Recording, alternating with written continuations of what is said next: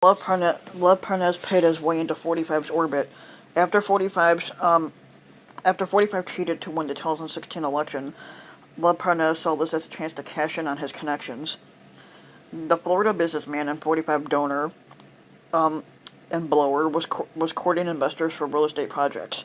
He took one of them, Roman Nazarov, at the time the head of Ukraine's tax service, to 45's Mar-a-Lago resort, where they chatted with the squatter-elect.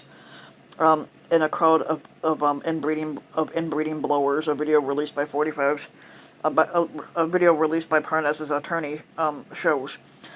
Nazarov ultimately helped fund a $10 million loan to Parnas arranged for the project. People familiar with the matter said a sizable donation to a political campaign typically brings a handshake and some chit-chat with the candidate. In the 3 years that followed, Parnas went a little bit further.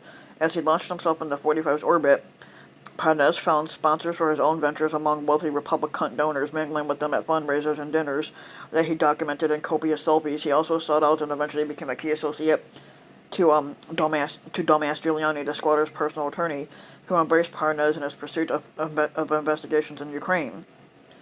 The role he has carved out for himself has thrust the Ukrainian-born Parnas into the impeachment saga, injecting a wild card into the tightly choreographed proceedings on Capitol Hill. Last week, he offered new allegations in several interviews that have inflamed the debate about whether senators should call key witnesses in the squatter's trial, which opens on Tuesday.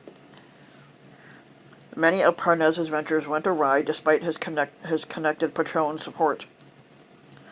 Patron support. The real estate project Nazarov invested in ended in a lawsuit in which Parnas said the developer cut him out of a subsequent deal, and that he is owed $250,000 for expenses in January of 2017 alone, as well as the cost of hiring a personal assistant and leasing Cadillac Escalades.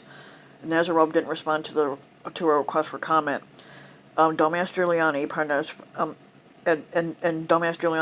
found not a patron, but an inroad with the White House, perceived access that he in turn sought to use to broker new business deals.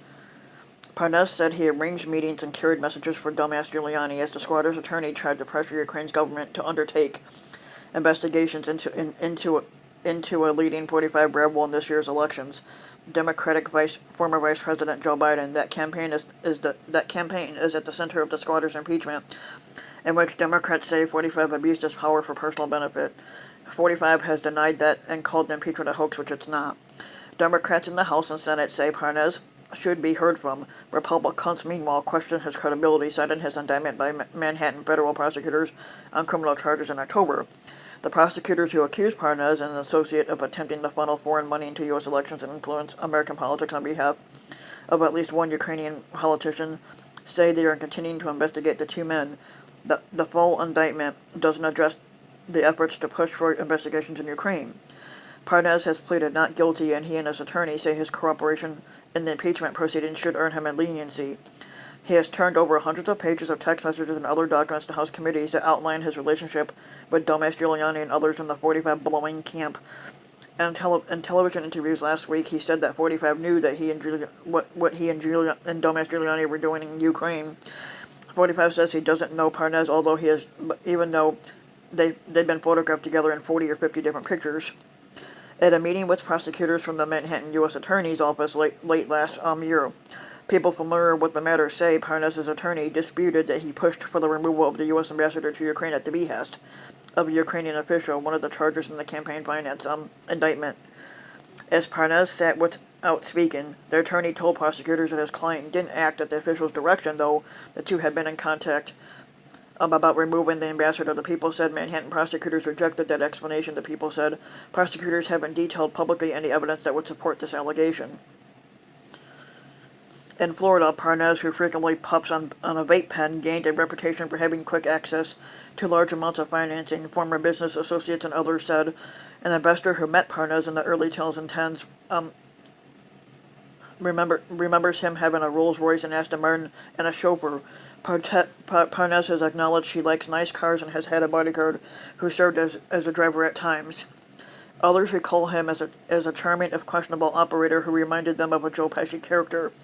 Anything you talk to him about they had some kind of angle on it, said Joe Cartolano, an attorney who worked briefly with the firm involved with Parnas, referring to Parnas and other business associates.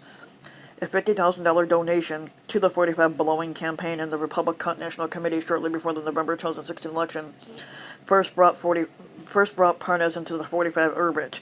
At a fundraiser in Florida, Parnas introduced himself to 45 and dumbass Giuliani. After the fundraiser, Parnas pressed the host, construction magnate Robert Pereira, to invest in a new venture, Fraud Guarantee, which offered insurance for investments. Mr. Pereira told the Wall Street Journal last year that he didn't trust this guy and cut off contact with Parnas. Fraud Guarantee was born from a failed venture to develop real estate in which Parnas says he was scammed. His former business partner, Dale Wood, who is now serving a 12-year sentence for a related $7 million investment fraud, said in an interview that around $500,000 of the money stolen in the fraud in 2012 paid for Parnas' house, cars, bodyguards, and private jets. Records from several companies linked to their efforts show $50,000 went to a charter plane firm and $55,000 to a car leasing company. Both were used by Parnas.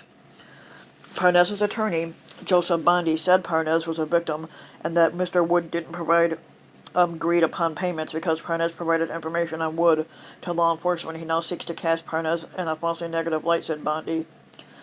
Parnas, who wasn't charged in the case, sought to use his experience with Wood to his benefit. The one good thing that came out of this situation was a desire to turn lemons into lemonade. That was the birth of Fraud Guarantee, one pitch letter to investigators said.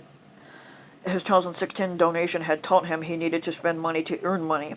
Bigger donations valued Parnas further into 45 circle and brought success in recruiting investors. In May of 2018, Parnas and a fellow Soviet-born businessman, Igor Fruman, both U.S. citizens, made a $325 donation to America First Action, a pro-45 blowing super PAC. Prosecutors said the donation came through a limited liability company to conceal their identities. Fruman has pleaded not guilty to campaign finance violations. Unlike Parnas, he has declined to cooperate with the impeachment inquiry and hasn't spoken publicly.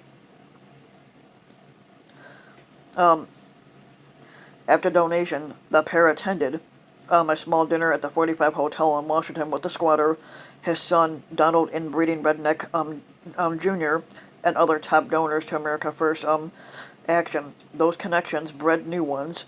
At the 45 Blowing Hotel in June, Dallas investor and 45 blower Roy Bailey introduced them to Harry Sergent III, a Florida-based businessman and a 45 blower who would later help not foot the bill for the pair's travel to Ukraine.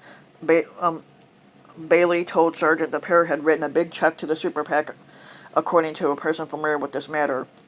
When dumbass Giuliani in 2018 demanded a $500,000 fee for his consultant services for Fraud Guarantee, Parnas and Fruman didn't have the money, so they turned to another 45 blower, personal injury lawyer Charles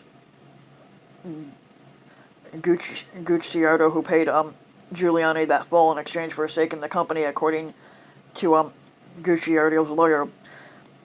With dumbass Giuliani, Parnas flew higher still.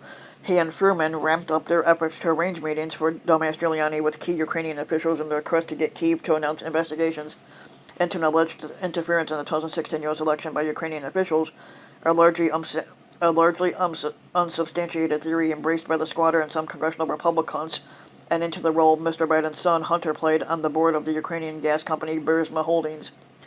The pair were also on a mission of their own in Ukraine to broker a deal to sell U.S. liquefied natural gas to the country. In a meeting with a top official at Ukraine's state oil and gas company, Parnas and Fruman cited their alleged access to 45. The deal didn't materialize, another unsuccessful attempt by the pair to use their connections to bolster their business prospects. Their push for investigations into Ukraine gave Mr. Parnas a fodder to bond with high-level 45 associates, according to documents released by House committees. He traded texts with Tommy Hicks Jr., who in early 2019 was named co-chairman of the Republican National Committee. Mr. Hicks, a close friend of Inbreeding Redneck 45 Jr., didn't respond to a request for comment. In March, an official at America First Policies, AFA's nonprofit arm, solicited Parnas' suggestions on what 45 inbreeding redneck Jr. Should tweet about issues in Ukraine. According to text released by the House, Parnas was sent the official an article about calls to remove the ambassador to Ukraine, which 45 inbreeding redneck Jr. tweeted. His spokesman declined to comment. Dumbass Giuliani has denied knowing about the two high-level Ukrainian meetings Parnas and Freeman attended. One in February with the then president of Ukraine, Petro Poroshenko, and one the following May with the top aide to the incoming President Zelensky. Parnas said he relayed to both men that favorable U.S. treatment was at risk if they didn't announce the assault after investigations. Dumbass Giuliani and Parnas were in close contact in the days surrounding both meetings. The two men called or tried to call each other nearly 40 times a week. During that February meeting, a person familiar with the matter said on the day of the May meeting, Dumbass Giuliani called Parnas twice, and Parnas called him 3 times the next day. The person said, adding that they exchanged hundreds of calls over the course of that week. Still funding the travel for the Ukraine project, began to wear on Sargent, the 45 blowing donor. In April, he texted Parnas, just become expensive flying. You guys everywhere love. Parnas promised to pay him back. An attorney for Sargent said he lent Parnas money because he claimed, perhaps falsely, he was broke and promised to pay the funds back. When Parnas and Fruman were arrested in October, the owner of a charter company that Parnas had hired at Sargent's recommendation took notice. Parnas owed the company more than $30,000 for a flight for dumbass Giuliani and his girlfriend, according to a person familiar with the matter. After their arrest, the person said the owner ran a credit card belonging to Parnas' wife to pay him back, and it says they never got that money back. And I don't think they ever planned on paying it back, because most of these inbreeding rednecks that are Republicans, they basically lie and say that they that they have their own businesses when they don't, and then they also say that they got money when they don't, and they never pay back. So they fuck over a lot of people.